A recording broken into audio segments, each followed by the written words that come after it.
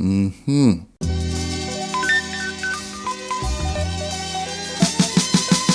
Tis the season for sorrel, and some people might debate over what dishes constitute an authentic Trini Christmas meal, but there isn't any real dispute over what beverage represents this festive season in Trinidad and Tobago.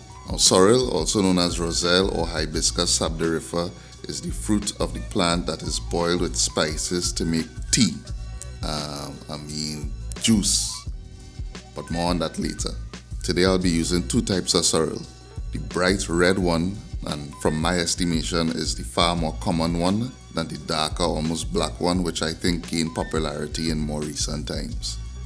At least when I was growing up, I wasn't aware of the darker ones. We used to grow in the yard home by me, and there was always the bright red ones. But at this time of year, sorrel is easy to find, either in the market or located at strategic points across the country. I get mine near the maritime flyover by the vendors at the side of the road. And right now you're getting the black sorrel for £4 for 25 and the red sorrel £4 for 20. Now the price for sorrel fluctuates, so now is a good time to buy. As I mentioned, we're going to be experimenting with the two types today. Now I could tell you up front that the darker one has way more flavor than the bright one. No surprise there. And the first thing I'm going to do with the sorrel is prepare what we all know and love, sorrel juice or sorrel tea. But more on that later. And to begin, you want to wash the fruit and make sure they're clean properly. Then you want to de-seed them. Now, if you're just going to make juice and nothing else, you could skip the whole de-seeding process and just boil the whole thing. But to me, that will be a total waste. As you will see by the end of this video, making sorrel juice is just the tip of the iceberg and the beginning of the adventure. So to de-seed, you want to hold the fruit in one hand, then use your thumb to hold the crown steady. And make a small incision and roll your paring knife or a small knife around the crown until it's completely severed. Then you just want to pull the seed until it comes out. And as easy as this step may seem, it's still a painstaking process to de-seed all these sorrels. So please show your appreciation for the amount of effort I'm putting into making this video. Give it a thumbs up and a share. Now, fun fact, when you're making sorrel, you're actually starting out making tea. You're boiling water, you're adding the peel of a fruit, and you're adding spices, and then you're sweetening with sugar. The only difference is, instead of drinking it hot, you're putting it in the fridge to cool, or you're adding ice and you're drinking it cold. So yeah, sorrel is Trini iced tea. Don't argue with me, these are the facts. Now I like to add my spices into the water while it comes into a boil to give it more time to steep and impart flavor. So I have some bay leaves, cinnamon, clove, and some star anise. At this point you can add ginger as well for a spicy ginger kick, which I like by leaving it out. Add the sorrel and bring the pot to a boil. And once it started boiling, I couldn't help myself. I had to grab a cup and enjoy a hot cup of sorrel tea. No sugar, no milk, just right. You're gonna reduce your heat so it begins to simmer, and then add 2 cups of sugar. Now, honestly speaking, making this for myself, I would add 1 cup of sugar and be good. But I know most people would tell me that it's not sweet enough.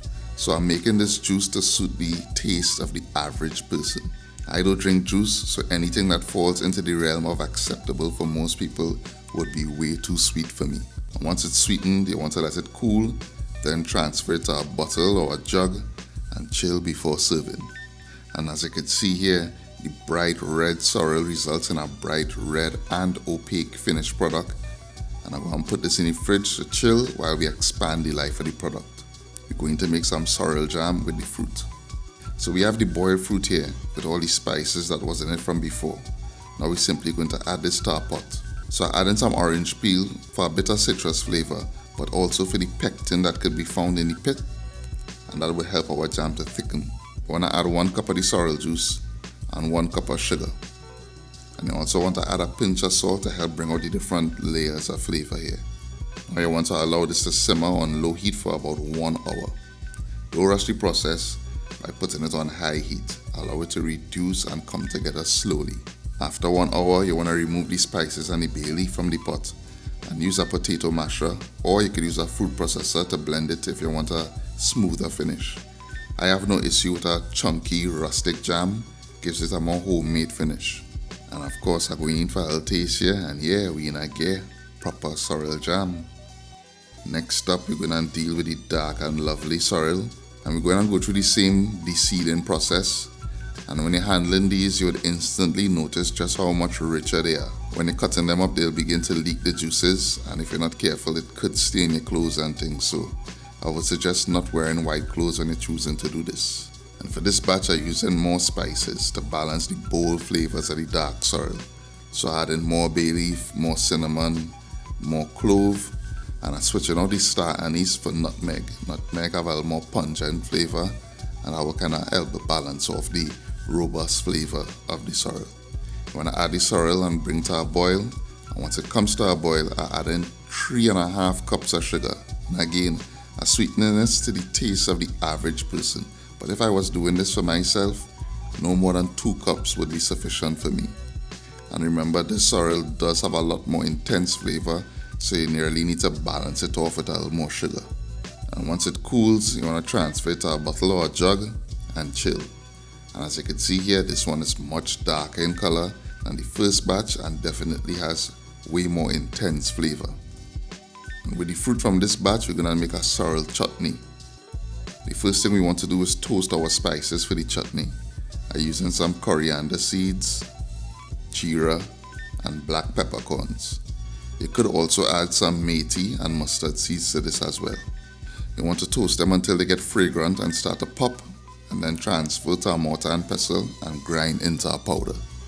We also grind in some cloves of garlic and half a Scotch bonnet pepper into a paste to add to the chutney.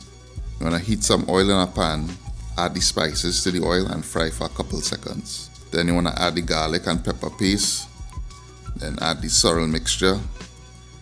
You want to cook this down for about 15 minutes or until it dries down. Season it with salt to taste, of course. And you can add some mustard oil in the end. And the great thing about this chutney is it'll taste better over time. And this would be the perfect condiment for some meat, like a piece of turkey or something, and you have this at the side. This will really lash. And a good idea is if you do a little wine and cheese lime, you do a little, biscuit with some cheese on it, and then top it with this chutney. Trust me, can't go wrong. Real nice. And the last thing I decided to make was a Coconut Sorrel Chai Latte. Now remember, making a sorrel is like making tea and then putting it in the fridge to cool. And the spices used in making the sorrel are some of the spices used in making chai. So I thought, why not?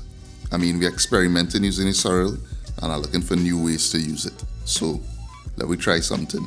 So I put some coconut milk in a pot. You could use regular milk if you want, or soy milk or almond milk. I can't drink regular milk, so coconut milk working for me. Add some bay leaves, some sorrel, cardamom, clove, nutmeg, ginger, and cinnamon. I'm gonna bring that to a boil and allow it to simmer for about 10 minutes. And it'll turn to a kind of purplish, pinkish color. Real nice. I sprinkle a bit of cinnamon on top for a garnish, and boom. And I can't lie, this tasted even better than I thought it would in my head.